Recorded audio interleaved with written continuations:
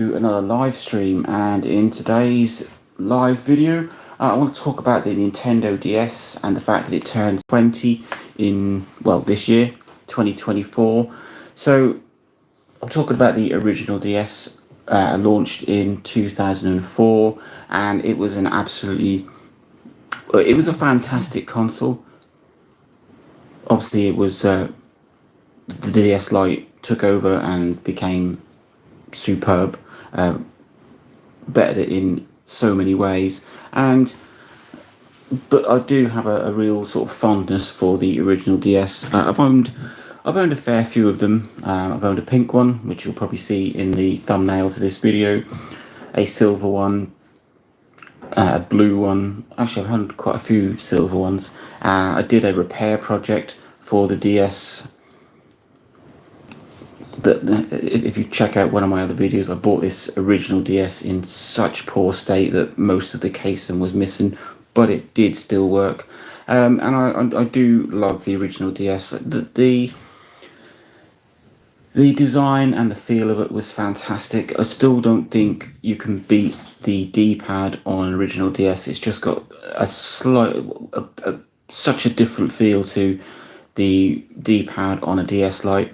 So if we just sort of talk about, we'll talk about the differences really, because you've got the original DS, and then Nintendo fixed so many issues that they fixed with the DS Lite. So you've got this machine here. Like I said, it turns 20 in 2024. 66 megahertz machine. It's got 4 meg of system RAM. It's got two 3-inch screens, one of which is a touch screen. It's the clamshell design. It's got a rechargeable battery. It has stereo sound, and it has cartridge. It also could play Game Boy Advance games, which was a huge pull at the time, and a fantastic move for Nintendo.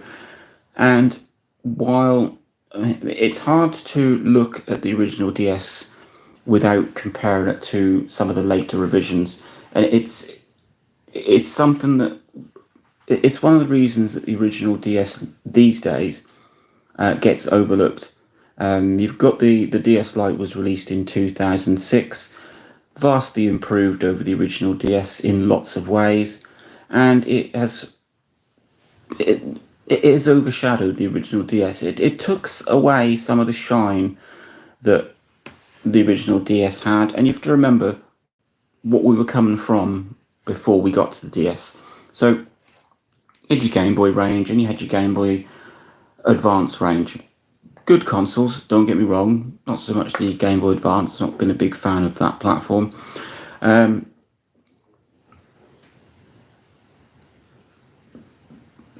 And then you had the DS, and the DS was fantastic. Dual screens, backlit screens.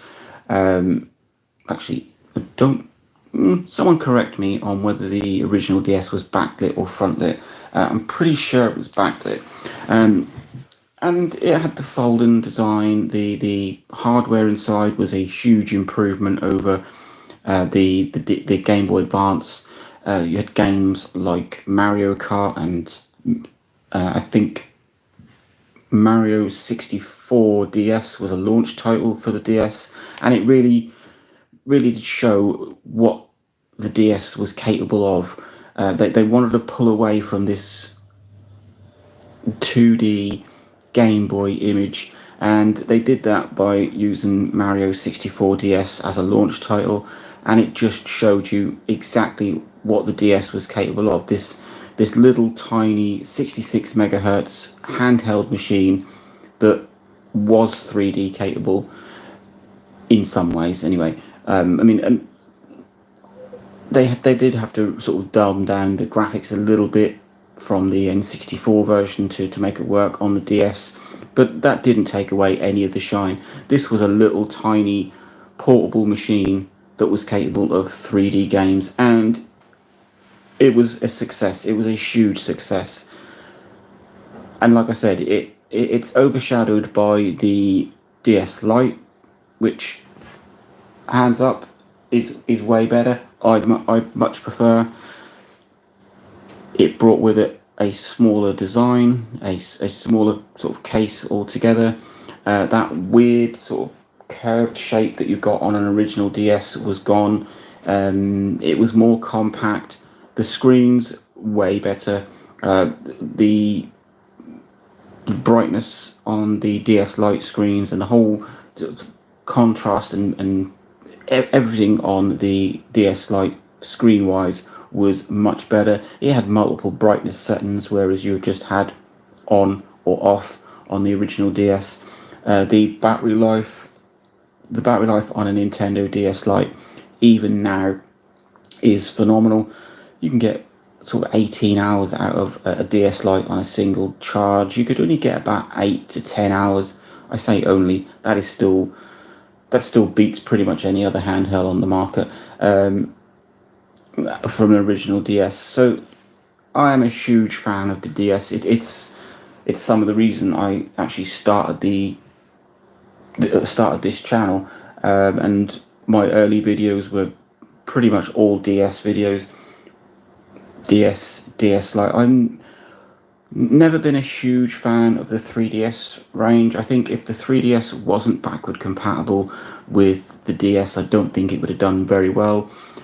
A lot of the time when I was buying 3DS consoles, it was to play DS games, and I know that sounds a little weird, but we're talking about here about the start of the DS platform. 2004, absolutely fantastic. It was just it was a whole new generation of gaming, and we haven't seen one since. I mean, the DS range has gone from its launch in 2004, and it's had DS Lite, DSi, DSi XL. Yeah, that's four generations of the actual DS range, and then you had the 3DS, 3DS XL, new 3DS, new 3DS XL, and the new 2DS XL. Oh, and the 2DS. So that's 6. So we had 10.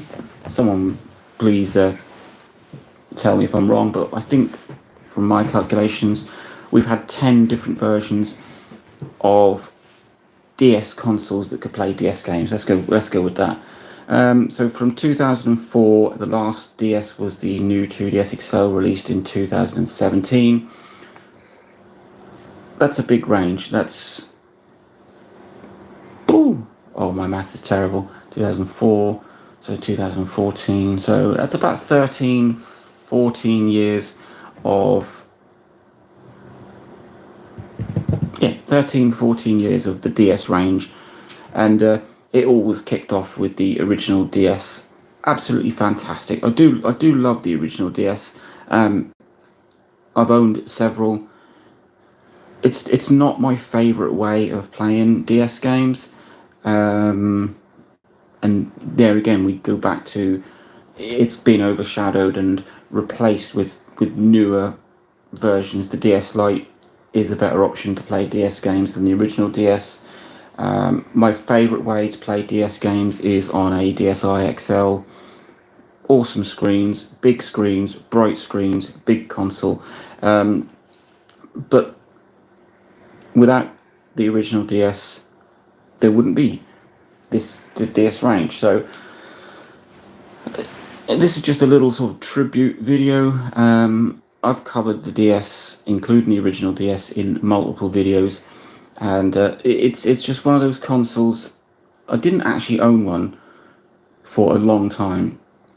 I remember, show my age here, but I was just about leaving school, I think. My best mate had a DS. He had a grey sort of silver one, and I thought it was amazing. It was fantastic, and it was probably about 2010 before I got into the DS range, and I jumped straight in owning a DS Lite. That is what kicked off my whole love of the DS platform. I've owned probably 30 DS Lites in that time. it's my favorite console or my favorite handheld. Oh, no, actually, my favorite console to work on. I've repaired, replaced, and fixed and modded so many of them. It's easily my favorite handheld to fix. But I do love the original DS. So let's just have a. I've got some comments here. DSI 103 says, I like the backwards compatibility on the DS Lite. Yeah, that was fantastic. Game Boy Advance backward compatibility was superb. You also had that on the original DS. A little bit better on the original DS purely because the cartridge would actually fit into, well, fully into the Game Boy Advance slot. If you've got a DS Lite, it's stuck out a little bit in the slot 2 port. What else have we got? I like the DS because it was peak for Pokemon. Now, Pokemon is one of those things that I've never gotten into. Yes, I think sort of the Game Boy Advance and the DS range was the pinnacle for Pokemon. It was portable; you could take it anywhere. I know we had it on the Game Boy. Really, the whole sort of, but the DS did take that platform and run with it. The only thing I would complain about is that there was no Smash Bros. There is no Smash Bros on the DS officially, but I did a video recently. There is a unofficial port, so if you've got a flash cart, which is another question down here, if you've got a flash cart, there is Super Smash Bros. Crash, I think it's called, and it's not a port. It's a fan-made version of Super Smash for the DS, and it's pretty good. I actually quite like it. I also, if you want to talk about Smash Bros, there is a version of Super Smash Bros, an unofficial version for the Game Boy itself. So the original mono Game Boy. Go and check that out. Thoughts on R4 cards. Okay, so the DS did bring in with it these R4 cards, these flash cards. You had R4 cards, you had Ace cards, you had lots of other sort of these flash cards, with the R4 being the best that you could get. Mixed thoughts on those. Yes, they enable piracy, so you could download ROMs, etc. But it also brought with it the homebrew scene, loads and loads of homebrew games that would run on R4 cards. Absolutely superb. Like I said, Super Smash Bros. Crash, you can play that on an R4 card. There's things like newer Super Mario Bros., which is a follow up to New Super Mario Bros. Another absolutely phenomenal game. So R4 cards, well, they have their purposes. Nintendo DS was the best handheld. Yes, I think the DS Lite and the DS, it just was a whole new platform. The DS Lite was absolutely phenomenally successful. Don't think I know anyone who didn't own one. And you've got on here another comment, PictoChat. That was a great thing that was brought in with the original DS. So it was this little chat system that you could send messages and write and draw, and like an early messaging system between DS consoles. All of these fantastic comments. Thank you for joining in. And well, the original DS turns 20 this year. It's hard to believe that this platform has been around for 20 years. And I'm not going to say it's still going strong, because obviously it's been superseded by the 3DS and now the Switch. But there are still plenty of DS fans out there. It is just one of those pick up and go and use consoles. No worries about being online or system updates or game updates or putting a game in and having to wait for patches to be there. You bought a DS, you bought a DS game, you put it in, and you were playing it within seconds. It was portable, you could take it anywhere. The DS, not so much the DS, but the DS Lite was super durable. You could just slip it in your pocket and off you go. On the subject of durability, the original DS, if you can find one in full condition, you're very lucky these days.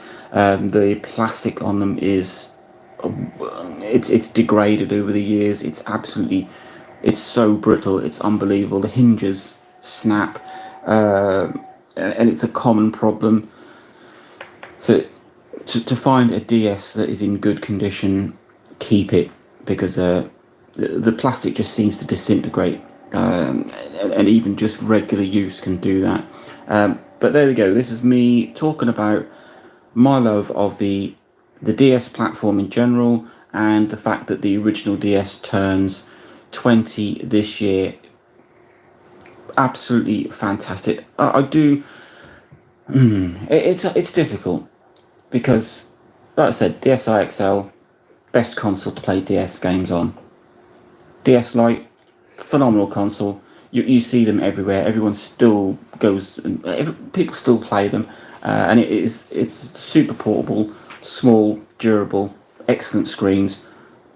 Just probably an amazing way to play, and the battery life, amazing way to play DS games. But the original DS has something. It's, I don't know whether it's because it's the original DS, it's the thing that kicked everything off. I don't know if it's the design of it, because although it's chunky and weird looking with that sort of top half that doesn't quite match the bottom half, it plays fantastically. Obviously that hinge in the middle, which looks like it's just been ripped from a Game Boy Advance SP. I like the design of it. I like the curved feature. Like I've already mentioned, the D-pad on the DS, the original DS, is by far one of the best. It's got awesome shape, and the tips of each direction on the DS has got this kind of little lip that you can catch your finger in, and it's great. Same with the A, B, X, Y buttons. They are different, and they don't seem so smushy like you get on the DS Lite. They're not as raised, and it was a fantastic console. So there we go. I'm sure I will touch on this later on in the year, but it's 2024. The original DS and the DS platform, shall we say, turns 20 this year. 20 years old, this little plastic 66 megahertz device with two 3-inch screens that have something. It's got the resolution on them. Let's not even talk about the resolution of DS games. The DS was not a powerhouse. That was not what it was designed for. It was underpowered like most Nintendo consoles. They went for portability and battery life and games.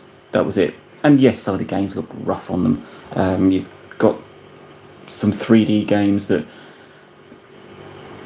push the system. So you've got things like Metroid Prime Hunters, Cop the Recruit, even things like Mario 64 DS, Dementium the Ward, all 3D games that Moon, all 3D games that really did push the DS platform, and they didn't look the best, but they were pushing the boundaries of what the DS could do. So there you go. I'm going to stop rabbiting on now about how much I love the DS, and just say that it's 20 years old. If you've got one, keep it.